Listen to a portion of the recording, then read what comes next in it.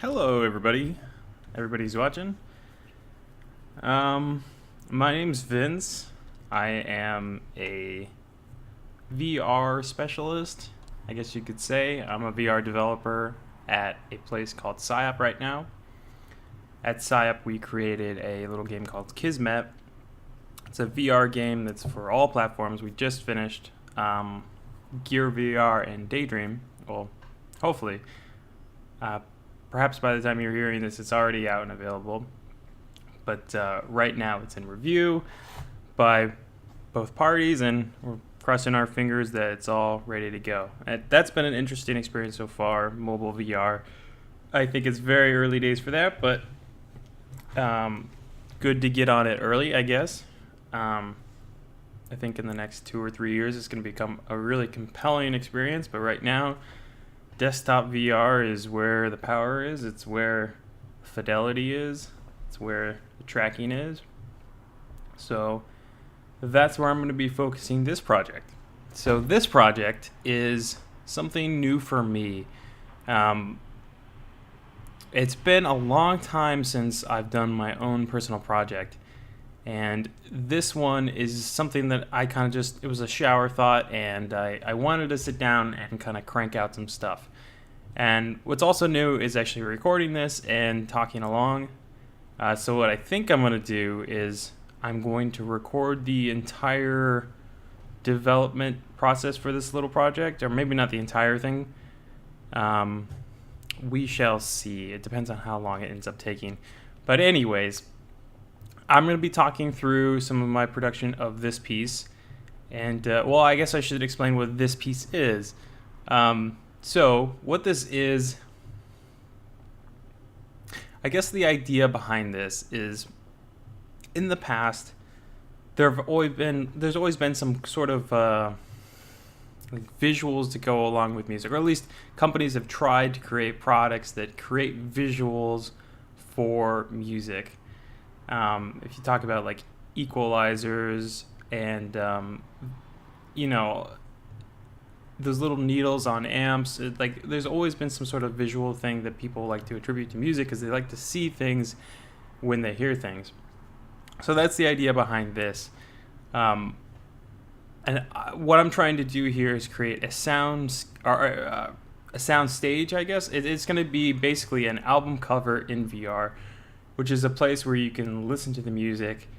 There's going to be a little interactivity, and yeah, basically it's just a cool, chill place to sit down and listen to an album kind of in a world that is represented by the cover. So this band, Tupperware, Tupperware Remix Party, if you haven't heard of them, they are a little, well, I guess they were little. They are becoming a big band. They are from Toronto. And they are an electronic band with a lot of influence of like 70s and 80s funk. If you've been a fan of Daft Punk in the past, a lot of their stuff sounds like some of what Daft Punk did. None of it's that repetitive. It's actually really great music. And they've become one of my favorite bands. Just every album is distinct, and they've got a good message behind every song. Maybe not every song, but a lot of their songs have good messages. It seems like a very friendly band, full of really talented artists. I mean, each one of the members is very talented at their instrument, their singing. So all around awesome band. You should check them out if you haven't already. So I've been listening to their music a lot, and I really liked the album cover on their first album. All their album art is pretty interesting, but this one struck me as being a good opportunity to be represented in a VR space. So let me take a closer look at that before we jump into the software stuff. So it's always a good idea to analyze the source of your inspiration. Of course, I have a past of trying to do I don't know what you'd call it. I guess parody would be a good term, for lack of a better word. I did a lot of parodies in high school of like popular media at the time, like SNL skits and Apple commercials and all sorts of weird stuff. And I really had a knack for that. I had it helped me learn how to have an eye for detail, because you're looking for every single detail in the original source material and you're applying that to your own work. So that's helped me when I'm not even doing a parody. It just helps me consider all the other little points. Although it's always harder to do on your own because you're creating them yourself. You're not just like looking out for them. All right, so this is the album. I believe this album came out in 2012-ish. I suppose I don't expect to make any royalties off, or not royalties, but any YouTube revenue off these videos. This is more like a video journal or whatever, so I don't have a problem with playing some of their music. I don't want to make that all what this video is. But I'll show you I'll insert music where it's appropriate to explain what's going on. But anyways, so looking at this album cover, it's it represents the 80s style very well. And some of the things that are going on here is there is some interesting text, this painted on text. I don't know if that was popular in the 80s or not, but it has a nice text. What draws me out to that is that you can see the bloom here very distinctly because it's against the black background. Bloom is happening everywhere. You can see that's happening here by this rod. Not sure what this rod is. I guess this is album 1 maybe. Sorry, there's cats running around. Ooh boy, that might get loud. Sorry for that. I have 2 cats and they're both rambunctious, especially when I'm home. When it's just my wife, they're very chill, but for whatever reason, they like to screw around when I'm here. All right, so back to the task. So like I said, there's a lot of bloom here. Everything is like very soft and pleasant. Every single like hard edge on these pinks and purples and blues has nice fall off on the bloom. And it's not boring, crappy bloom either. This has got that 1980s speckled noise. It's been really popular for like not parody. I gotta think of a better word. Just emulating the effect of the 1980s. Of course, back then it was because of the film grain, an actual film. Now it's just kind of that look. So in the VR app, we're going to be using a lot of bloom, which is kind of weird because your eyes don't normally see bloom. So the scene that you'll see in VR isn't going to represent the real world. It's going to represent this image right here. So you'll feel like you're standing in this world. And if you haven't done VR before, that might sound really weird because you would think the idea behind VR is to have the most realistic scene possible so you feel like you're actually there. And what's really interesting about VR is that it doesn't matter what the art style is. It can make you feel like you're there, even if it's very cartoony or if it's like this. For whatever reason, your brain kind of just lets go and you just are enveloped by this space, and that becomes the new reality. It's one of the really powerful things about virtual reality. That's very hard to explain. But anywho, if we keep looking at this image, there's some other things that really throw me off or not throw me off, but that point out to me that this is the like 1980s flair. One of the huge things is on this first character in the front, this highlight along the along the legs and the arms and the chest. There's this popular thing to do in the 80s, which was hand-painted effects on cells on top of film. And the way they would shoot it, they would composite in this video, like physically compositing in film. And they would have kind of like animation where there's a backplate with a light that's shining through this film, and that's shot on a black background, and then that's composited on top of the actual image. And basically what it is hand painted electricity. You see it a lot. Maybe I can find some. I might as well make this video interesting at this point with some visuals. It's kind of been static. Ghostbusters had a lot of effects for the time.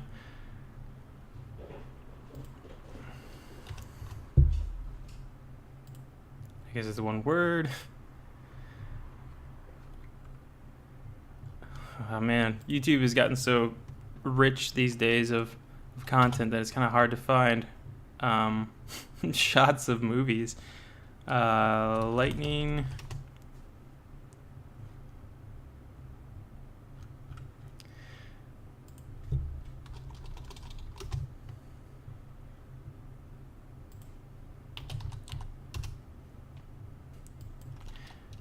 Okay, let's go to actual YouTube. Maybe we'll have a better chance. Alright, lighting effects. Oh, yeah. It's like really cool projects of people's lighting effects. New movie stuff. Clip.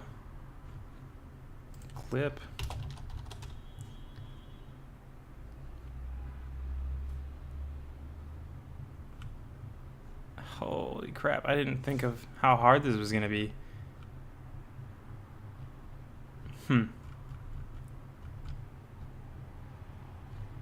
I don't want to give up. I want to find this. So let's see. 1980s lightning FX.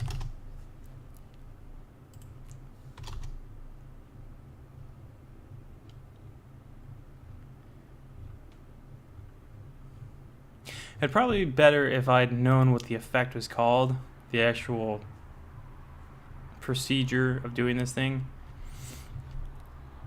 I'm in visual effects right now. SciUp does a lot of visual effects. I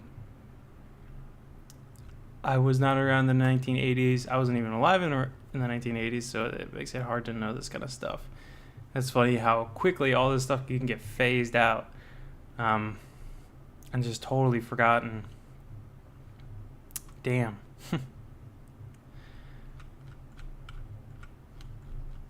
Well, I'm going to pause the video here. Note to self, pause video here, and I'm going to come back once I've found this effect, because I really want to find this thing.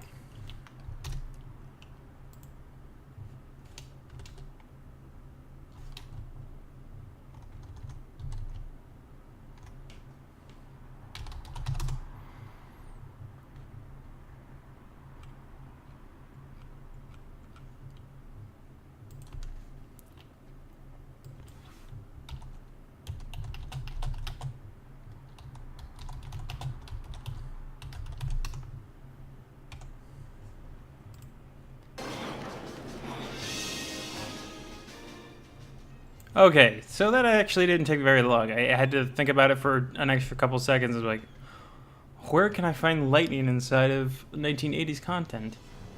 Oh yeah, perfect example right here. All right, so let's see. The scene is actually pretty drawn out. Well, maybe not drawn out, but definitely in the context of this. All right, so he hits 88 miles an hour.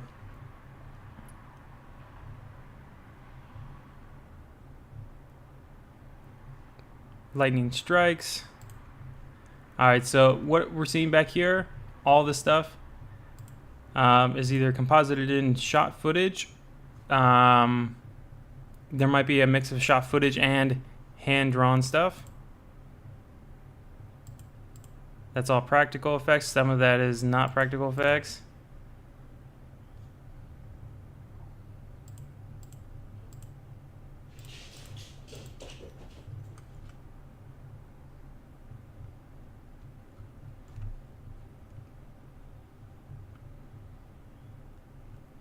Sorry, I went quiet. There is an even better example, man. Future 2, maybe?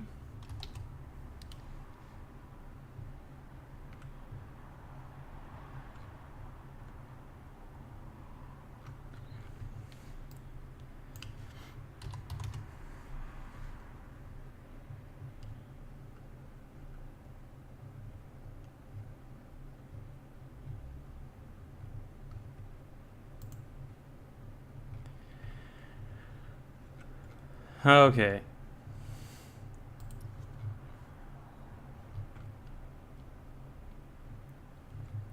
There's one shot that I remember in particular where the DeLorean had a lot of hand-drawn static electricity charge kind of like flowing through it.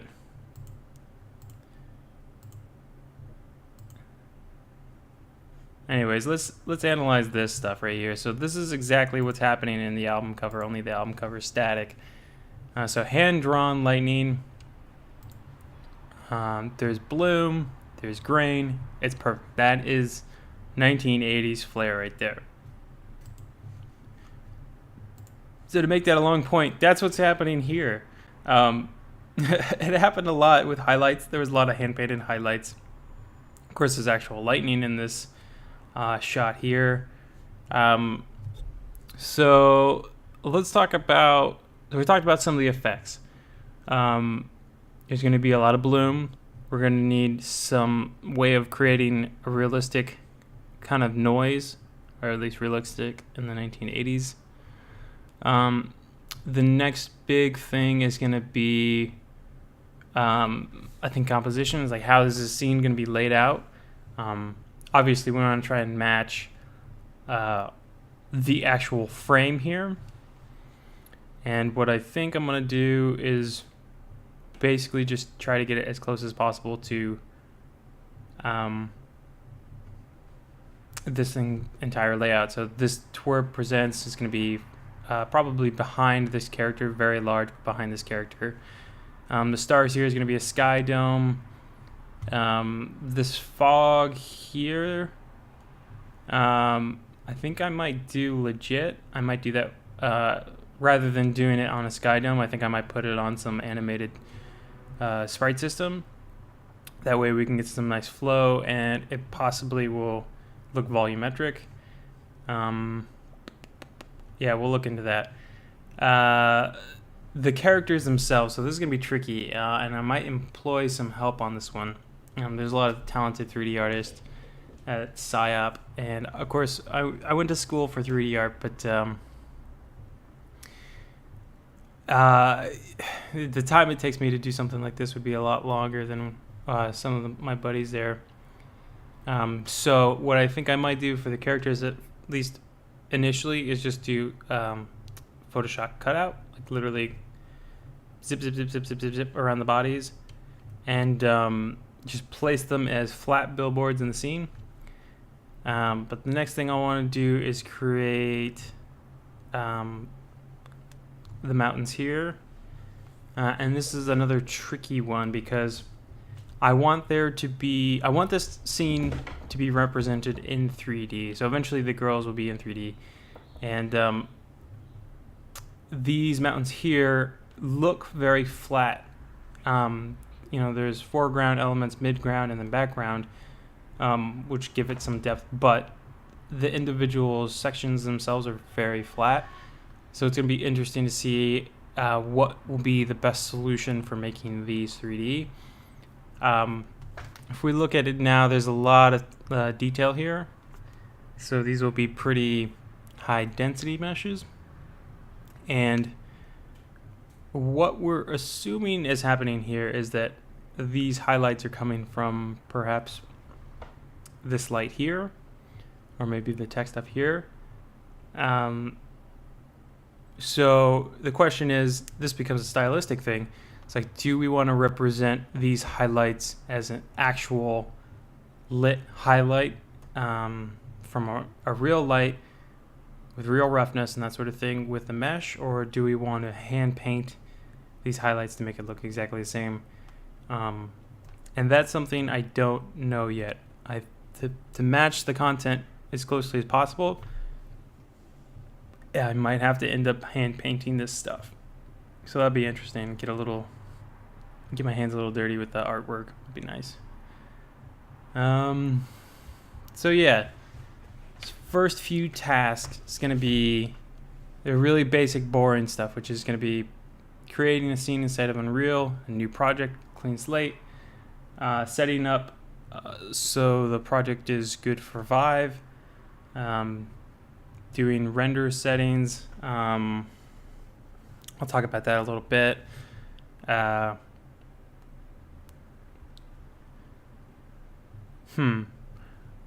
Haven't decided. You know what? I think I'm probably going to go forward rendering on this, just so I have the most amount of headroom for the high density stuff. And character detail I'll be able to push so long as I have forward rendering. I can afford more. So I guess I should explain that if you're new to it. So Unreal has 2 rendering kind of pipelines at the moment. One is the standard deferred renderer, and it's called standard because it was the original renderer built into Unreal Engine. And it's great. It does all these awesome things, really next gen stuff. I use air quote next gen because it's now current gen, but it's all very cool stuff, and it allows you to do some very powerful graphics. But virtual reality requires a much faster processing speed. Not processing speed, but process speed, I guess. The frame time has to be very, very low. In a typical FPS, you're shooting for 60 FPS, right? That is like the target for a really good FPS. If you get 60 FPS, you keep everybody happy. Anything lower than that, then you start getting people that are pissed off. But typically on a console, you're not going to be hitting 60 FPS all the time. It's actually kind of a big achievement when it does happen. 60 FPS equals about 16 milliseconds per frame, which means in 16, so what would that be? 16 thousandths milliseconds. So yeah, 16 thousandths of a second to render a single frame. And that is for 60 FPS. Well, Vive and Oculus and even now PSVR. So I can't say too much about it, but working on a new project at PsyOp. We're going to be on PSVR again. We're targeting 90 FPS. PSVR is capable of that, and it looks so much better because normally the standard for PSVR is 60 FPS. 60 FPS does not work in VR. It is too slow. 90 FPS is like the bare minimum for movement. So actually being able to move your body, 90 FPS feels good. 120, even better. But that's kind of like icing on the cake. I think that'll become standard eventually. But anyways, 90 FPS requires a frame time of 11 milliseconds. So it's 11 thousandths of a second. Which is pretty crazy if you think about it. That is a very, very, very short amount of time. I mean, a 90th of a second.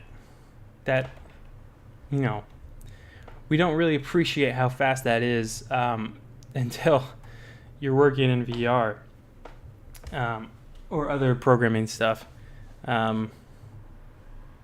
It's just crazy. So, forward renderer will give you more headroom, and headroom is basically space to go space for that frame. I think it's getting more complicated the way I explain it, but headroom is basically allowance to do more things with the same amount of content. So the forward renderer is optimized to be faster, which means we can put more stuff in the scene. We can do more crazy things with effects, transparency maybe, and other things like that. So it's good is basically what I'm getting at. The deferred renderer can do some awesome things. Kismet is made in the deferred renderer, including on PSVR. Mobile is obviously forward because that's the way that Android works. deferred shading is possible, but certainly not in VR at the moment. So yeah, if I working forward, it's possible that this could become a mobile experience as well. But don't hold your breath on that one.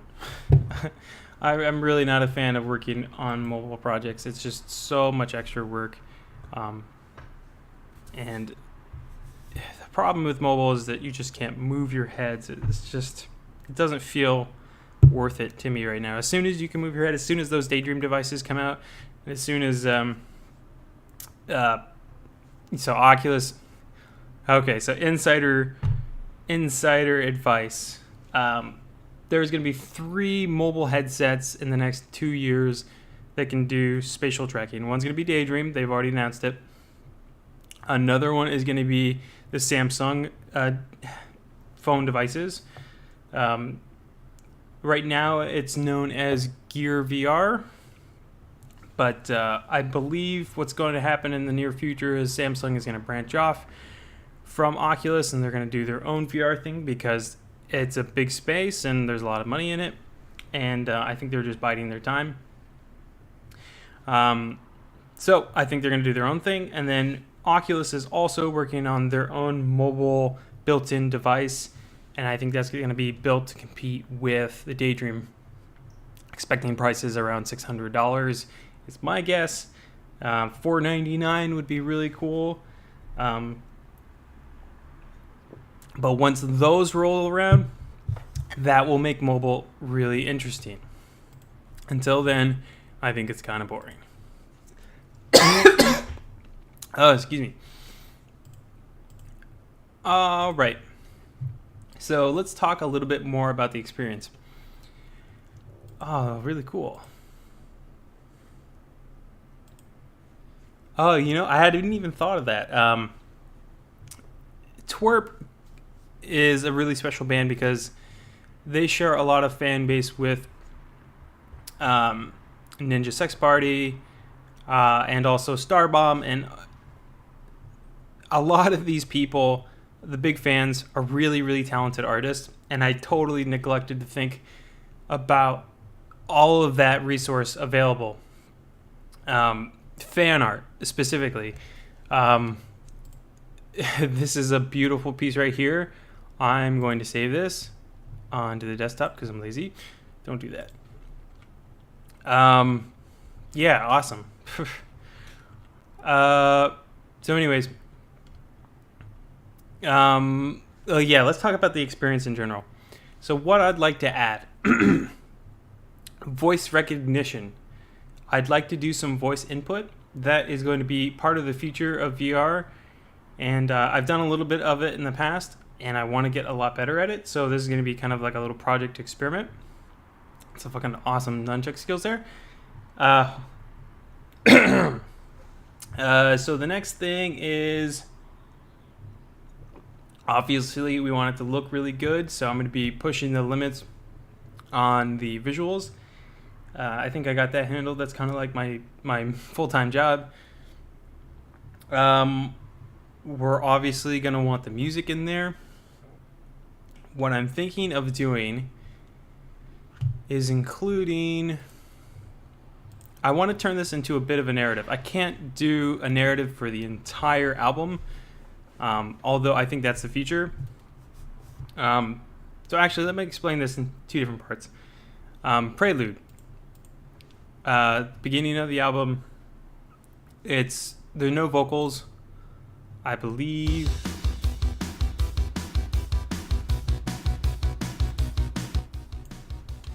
Yeah, I don't believe there are any vocals.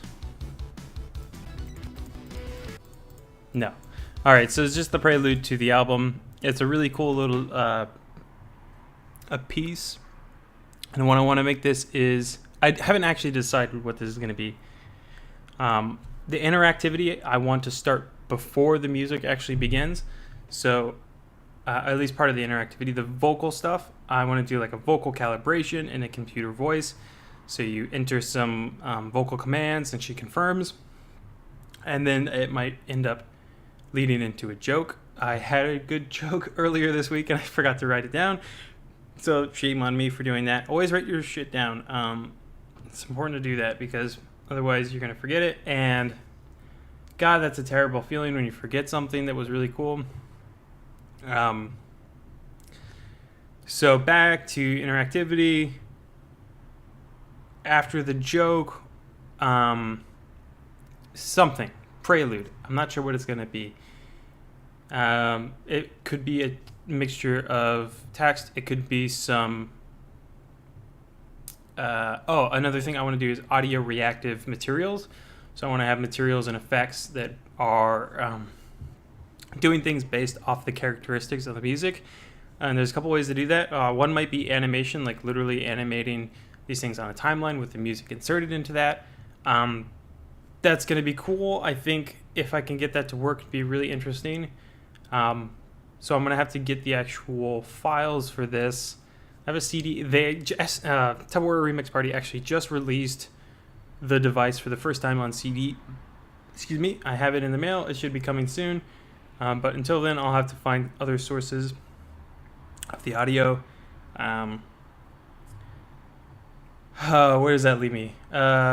All right, so something for prelude, something reactive to the music, something interesting, and then it's going to lead up to the end being basically a spotlight shining down on a phone, some really nice star bloom. Let's see if I can find that. There's a new feature inside of Unreal Engine 4.16. Man, I'm going to be really bad at finding stuff.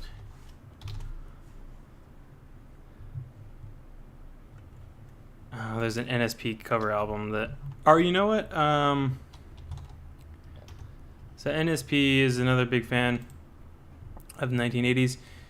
This right here, this Take On Me video, has a great example of some really nice lens flares / bloom. So you see this right here. These lens flares, these are characteristic of the lensing inside of the cameras. Lens flares, these might not be bright enough for actual lens flares. Lens flares are a little different. Lens flare. I don't know why I put an E at that. Yes, lens flare. Hide it. Thank you. So what a lens flare is basically... let's see. Yes. Crap.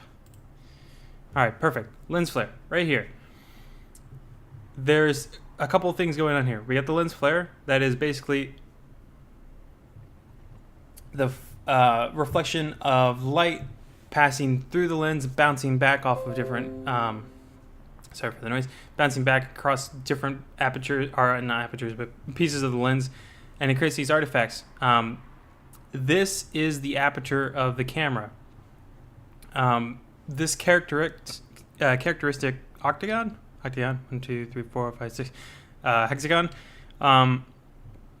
is characteristic of a cheap camera because the number of angles on the lens flare is how many pieces of the aperture there are. So camera, sorry I'm getting into theory, but I think it's interesting. Camera aperture, aperture.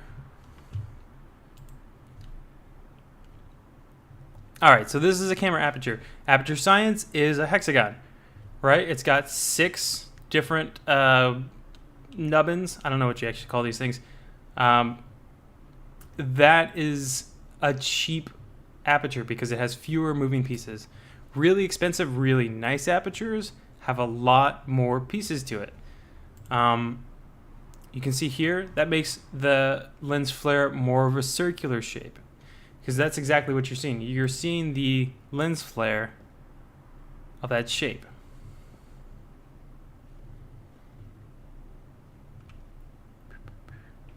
All right, I think I covered that. Pretty interesting stuff. Thanks to a buddy at Pixelmondo for explaining that to me one time. Here what we're seeing, this type of bloom is actually a little bit different. I don't know what you would call this. Star bloom camera effect. Yeah. I don't have a good explanation for this one. This one's going to be lost to science and time. But basically, there's two. This is different from normal camera flary. At least in the sense that I'm thinking. But this is exactly what we're thinking of for the 1980s. This kind of shape happened a lot. Not only this, but there's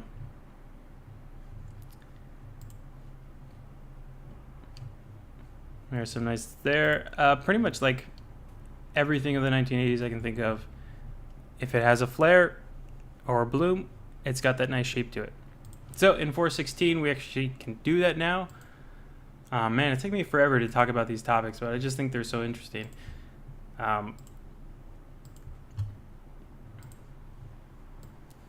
So yeah, we're gonna put that on the phone. Going back to the phone, there's this phone in the middle of the room in a black space at the end of Prelude.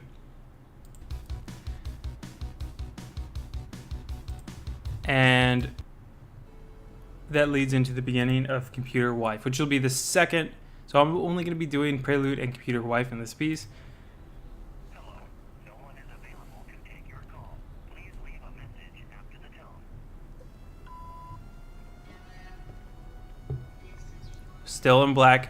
Still see just the phone and the message machine.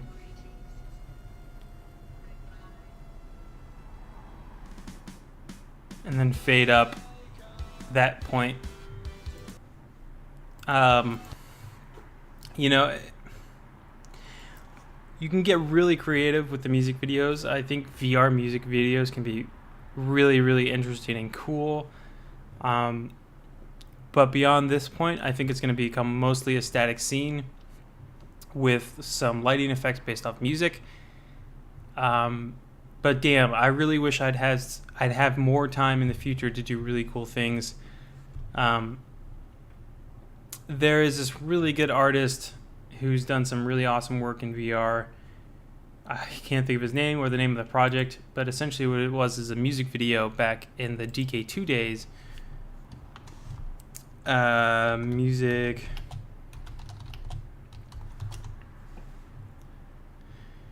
Surge, right. So if you haven't seen Surge and you have a VR headset, please go do that right now. It is a very cool piece. And the crazy thing was that this piece came out way before the Oculus Rift, the main Oculus Rift CV1 was available. So this was back in early DK2 days, and it was beyond a doubt the most impressive visuals I had ever seen in VR. Just really, really cool stuff. And I'd like to do a project like this, but unfortunately, man, I just never have the time on the weekend. The reason I have time this weekend is because my wife is out of town. She is attending our baby shower in Illinois. We live in LA. So she's gone. She's 2,000 miles away, which gives me some alone time to just, screw around and mess up some minds in VR. But yeah, this is the level of quality I'd like to be meeting. It's not the highest bar set. Everything in here I can certainly do, but the dynamics in it I just don't have time for. I don't have time for really cool animation or a lot of really cool effects. What is another? This guy is working on another one, Surge VR. Apex, right? Apex is the new one. So this one I'm really looking forward to seeing. I think it might be done. I just don't know if anybody's actually seen it or not. But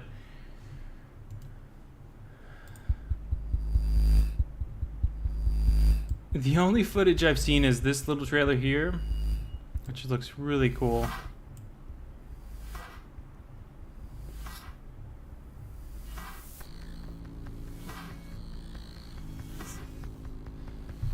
The guy that worked on this is a very talented tech artist. I can tell you that much, and a really good normal, just typical artist. Because not typical, but he's got a lot of normal art skills as well. Because all the pieces are really beautiful, and like this is what I guess this guy is like who I'm striving to be right now.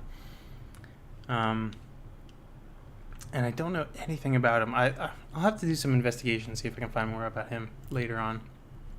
But right, so this is level quality I'm trying to meet, but it's going to be mostly static. In the future, let's talk about the future. So in the future, what will be possible is real-time concerts. So imagine being in a virtual space where you're standing next to your favorite band and you're listening to them play a live show. And they're somewhere, that could be anywhere, in a studio somewhere, and they're in live capture suits, they have full body capture, and they're playing their instruments in this virtual space, and you log in, and you watch them live, and it can be anything. It can be literally from them standing in a room just playing an album to scenes like this, or even scenes we can't even imagine yet because we're not creative enough. I think that is going to be really interesting someday, and that is possible right now. It can be done right now. I know it can. All the technology's out there, all the software exists. It just depends on who's going to do it first. And I think, unfortunately, it's probably going to be somebody really big, and it's going to be kind of bloated. It's not going to be very artistic, and it's going to be kind of boring. I really hope someone small does it first. There's live capture suits that are pretty cheap. They're only a couple $1,000s, or maybe even less than that now. All the software exists, like I said. You just need a few smart people to put it together and a lot of time to make it really outstanding. And I think a small group would be great for something like that. So that is something I would like to be a part of one day. I would like to be the first person to do that. Realistically, if I was going to be the first person to do it, I'd have to do it sometime this year, because I don't think it's going to take any longer than that to actually happen. And what I'm referring to is a live concert in VR, not just a music video. Music videos, of course, are happening right now. We already know that. A live musical performance inside of VR will be done very soon, and I hope I can be a part of it. We'll see. Maybe if this becomes a really popular thing and Turp really likes it, maybe we can find some funding one day and like do something like that, because that is something I would love to do, not only to make but actually see. I would love to be able to stand in a space and interact, or maybe not interact, but at least, that's what VR is for, right? VR is for transporting you somewhere to be with other people, to see other things, and that's the best example right there. Music, which is already amazing, and be enveloped in that space. That would just be such an incredible thing. All right. So, yeah, still working on the idea. It's already 9 o'clock already. Oh, wow, what a cool piece. I like that. Thank you, whoever illustrated this piece. Yeah, that's really cool. So, all right, so back to what we need. We need mountains. We need a background with stars. We need foreground text. Oh, we need background fog. We need 2 characters. They're going to be flat at first because it's easy and cheap. And then I'm going to get some help, or maybe spend a couple more weekends, because it's going to take me some long time to actually get these done right. We need a rod with Lightning coming out. Lightning should be real, at least not static. I'd like to have it actually moving. We need a phone. We need a answering machine. We need some other programming stuff. So first thing I know I'm going to need that's not already built into Unreal Engine is voice input.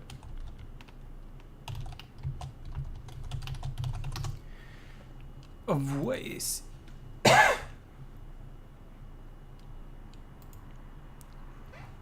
And this is the one I've used in the past. Yes.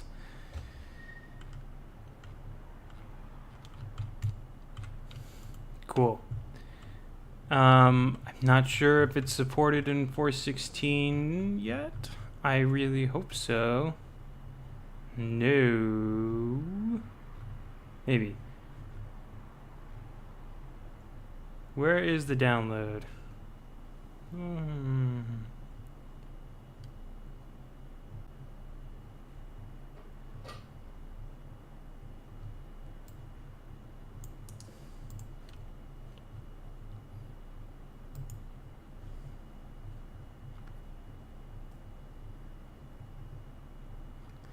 That is pretty old. I don't think it's that one.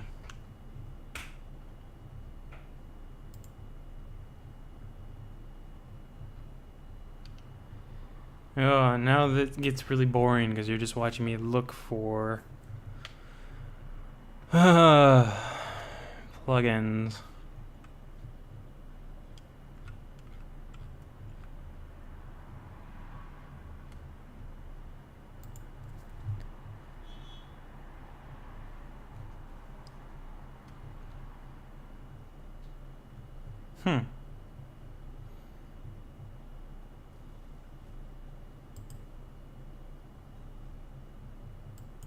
Maybe it really is. Hasn't been updated in that long. It's been contributed recently. Alright, so hopefully this doesn't put a whole kibosh on this thing. Voice input before.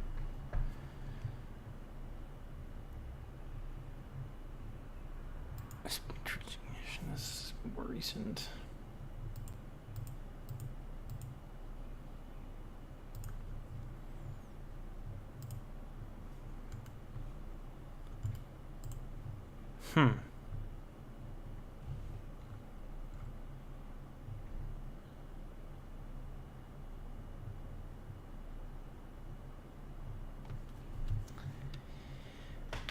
This is gonna be interesting.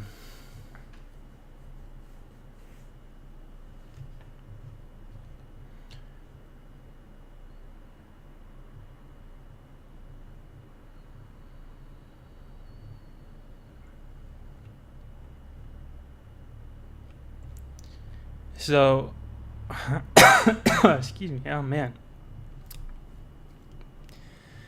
talking too much has made my throat all scratchy. Yeah, so this is definitely the one I've used in the past. I didn't realize that it's no longer supported. That's a shame.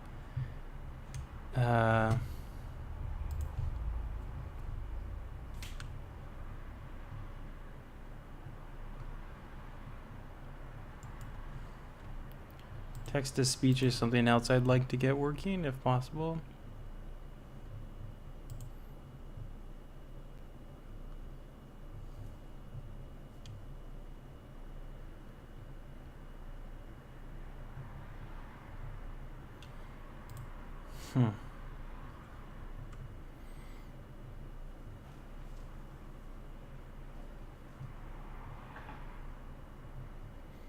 That's really funny.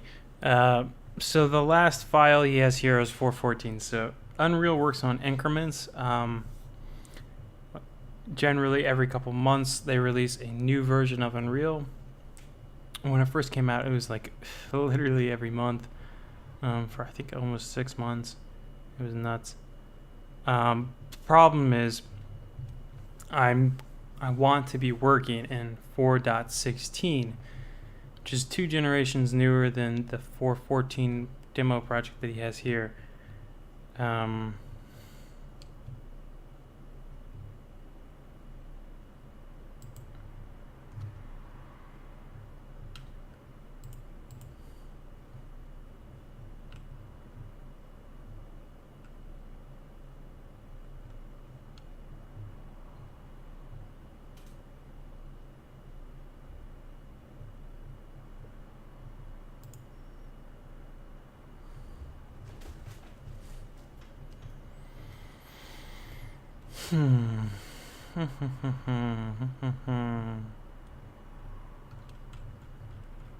414 is not that old, but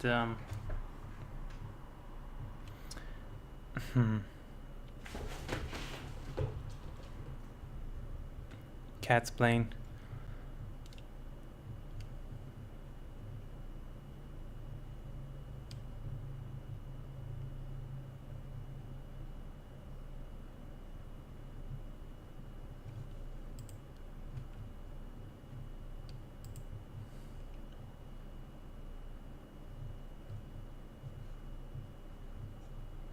Sphinx UV4 is a speech recognition program for this plugin makes use of the Pocket Sphinx library. At the moment, the plugin should be used to detect phrases. Open browser. Single word recognition is poor. I'm looking ways to improve that.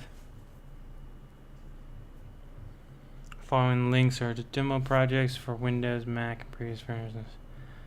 So this is what I chose last time. There is a good chance that this will not compile properly into 4.16. But hell, we'll give it a shot. Yeah, like I said, 4.14 is actually not that old. You know, I am totally sympathetic now with developers who are not able to support tools as often as, you know, some people would like. I've had that issue myself. I just haven't had enough time to support some of my own tools. And it's just because, you know, sometimes you just got to live your life. It's, you know, you work 50-hour weeks and you go home to your wife on the weekends, and the last thing I want to do is sit at a computer. You know, maybe that's because my passions died or something like that. But I think to enrich in your life, you have to spend time away from your work. You know, I love my work, and I hope I can do it forever. But I need time away to do other things too. There's my wife now.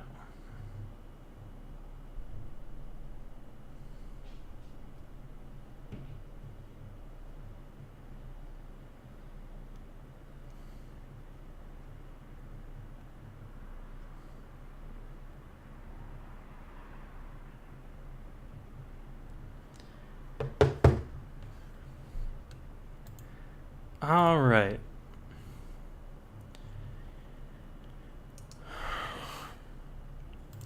Yeah, it's funny. My computer, this computer that I'm working on right now, used to be my life. I mean, when I was teaching college at Columbia College, I used it every day to create tutorials to, you know, help support students with their homework.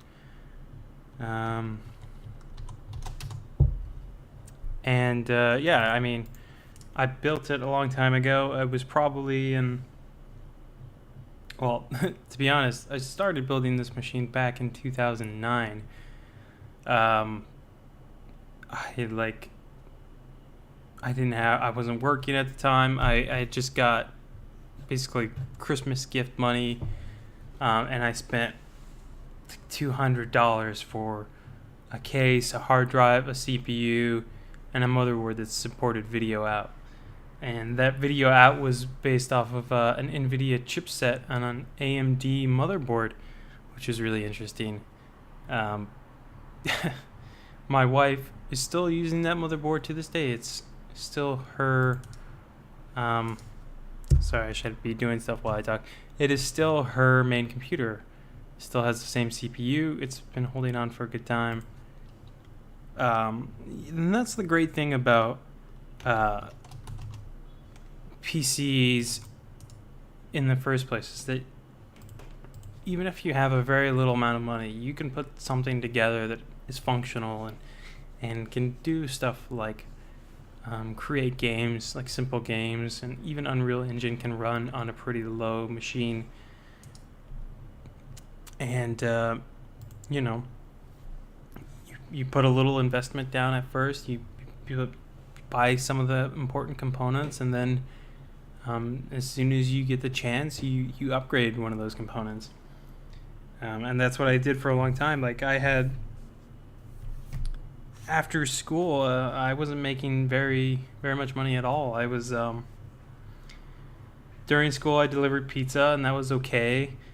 And after school, and this is after school, after I finished school, I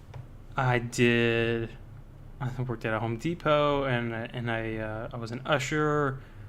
I worked at a Chipotle for about a year.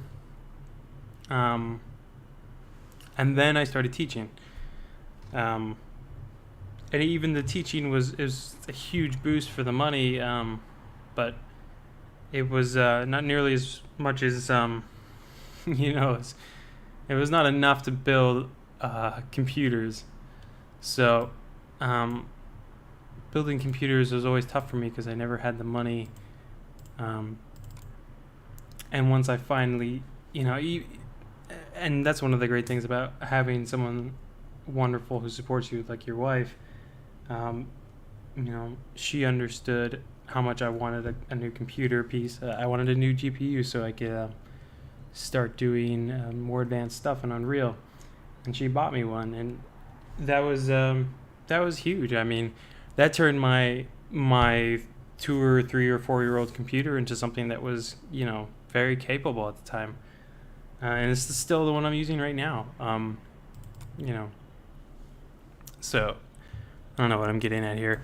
The computers are great and they are expensive, but if you space out their expense over a long period of time, it's not so bad. Appreciate your family and everything that they can give you. Remember that so that you can always repay them somehow.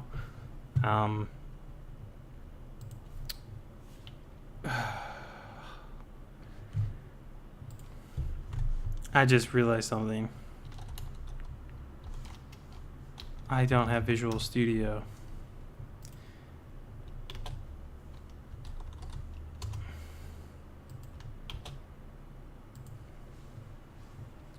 Isn't that funny?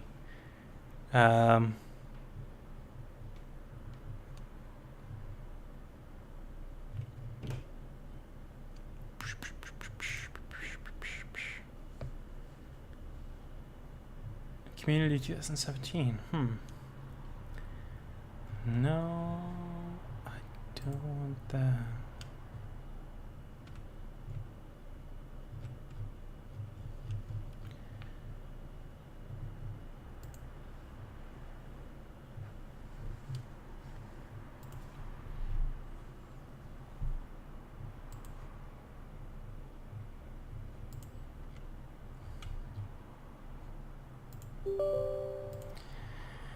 All right, so if you're new to games or you've never programmed before, Visual Studio is a editor for different kinds of code, including C++, which is what Unreal is based on. The reason I need it is because this project was built, you can see down here, this is an SLN file. That means SLN, what does that actually stand for? .sln. A solution. Great. what it really means is that I need Visual Studio to be installed so I can compile this project properly and launch it.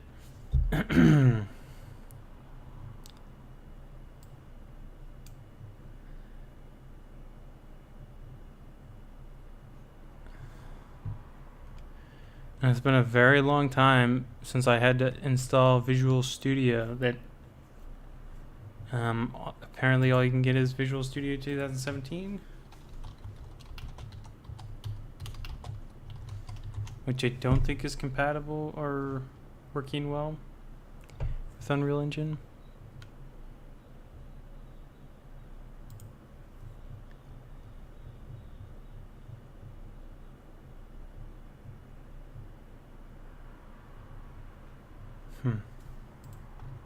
Peculiar.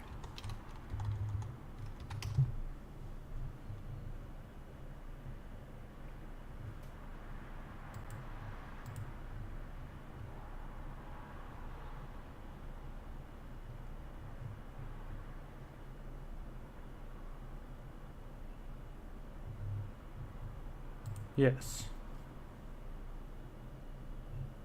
Oh, you gotta be kidding me. Download site is experiencing technical issues. Please try again later. Well, damn. Alright. That's okay. I'm not gonna install 2017 quite yet, in case I don't need it. Alright, so what I'm going to do instead is I'm going to launch a project in Unreal Engine 4.16, and it's going to be the base project for this piece. And then once I get that text running later, or speech recognition running later, I will merge that into the other project.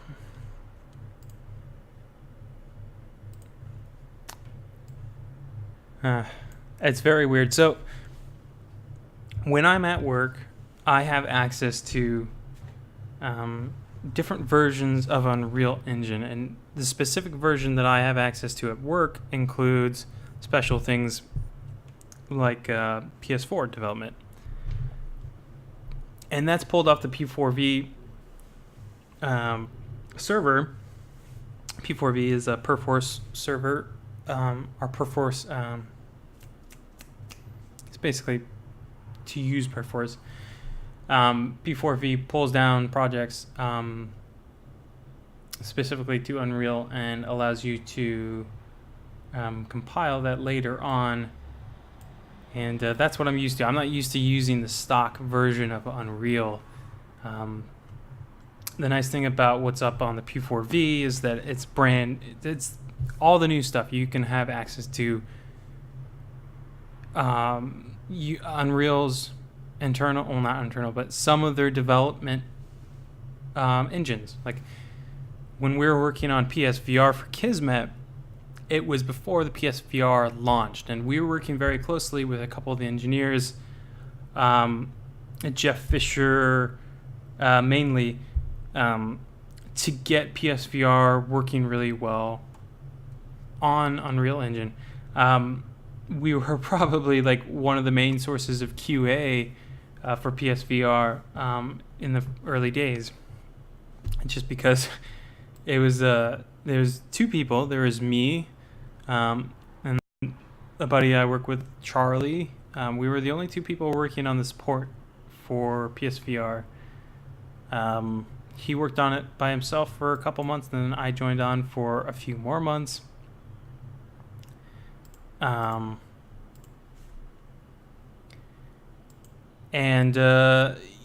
Yeah, basically we were grabbing fresh new code immediately. One of the problems is we were working in 4.13, and they're about to upgrade to 4.14, and we didn't want to do that because whenever you upgrade to a new engine version, you can possibly give yourself a ton of headaches. Visual Studio, I'll do Blueprint for now. Oh, Segway Sim, I forgot about that. I've got to revisit that also. Art2, that's my new drive.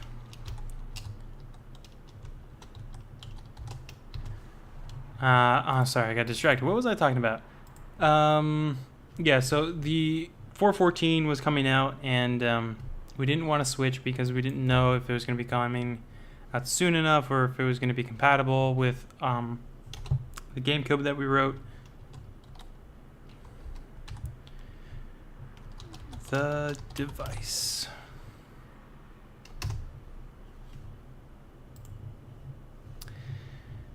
So yeah, it's really cool to be at work and be able to pull down all that code.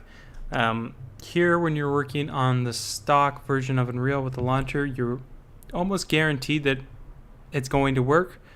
This has done all the internal QA. This has gone to their external QA. It's gone through people like me, developers, with concerns, and it's gone through like a final approval process.